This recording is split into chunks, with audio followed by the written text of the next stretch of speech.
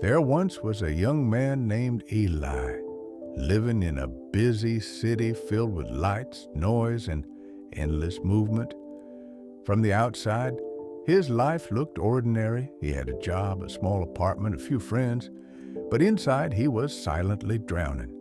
Each day felt the same. Wake up, go to work, pretend to smile, come home, repeat. But something was missing. Not just a sense of purpose, something deeper. He felt like a ghost in his own life. One day, after receiving the rejection for a job he had dreamed of for years, something inside him snapped. He packed a small bag with no plan and took the first train out of the city.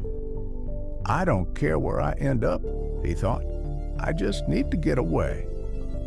After hours of traveling, he arrived at a quiet village surrounded by mountains and forests. The air smelled like pine.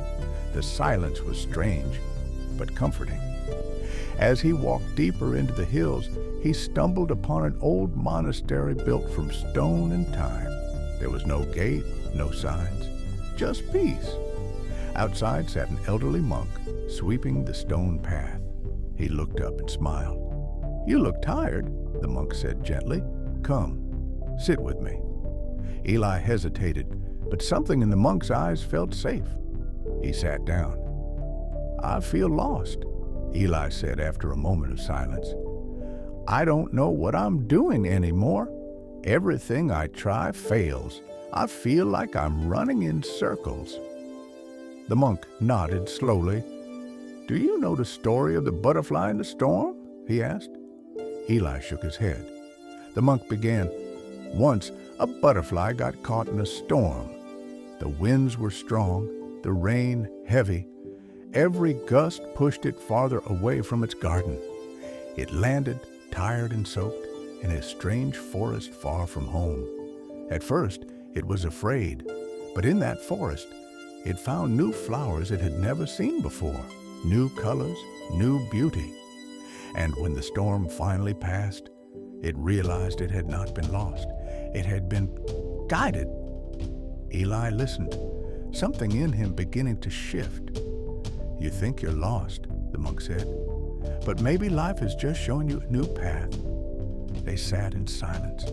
The sun was setting, painting the sky in soft orange and pink. Birds returned to their nests. The world slowed down. The monk spoke again.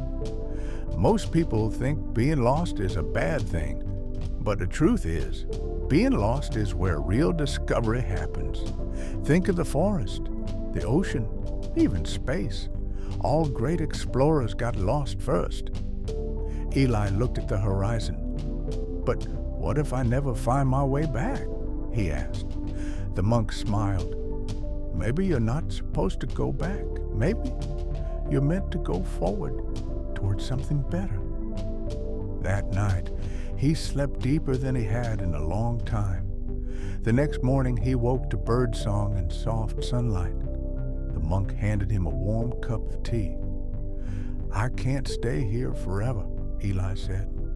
"You're not meant to," the monk replied, "but you can carry the peace you found here wherever you go." Eli walked down the mountain with lighter steps. The world hadn't changed, but something inside him had. He still didn't have all the answers. He still had no perfect plan. But for the first time in a long time, he had hope. And sometimes, hope is enough. So if you too feel lost, if you feel like nothing is going right, if life seems quiet and confusing, remember Eli. Remember the butterfly. Remember that even the most beautiful journeys begin in the unknown. You are not broken. You are becoming. Keep going. You're not lost. You're just finding your way.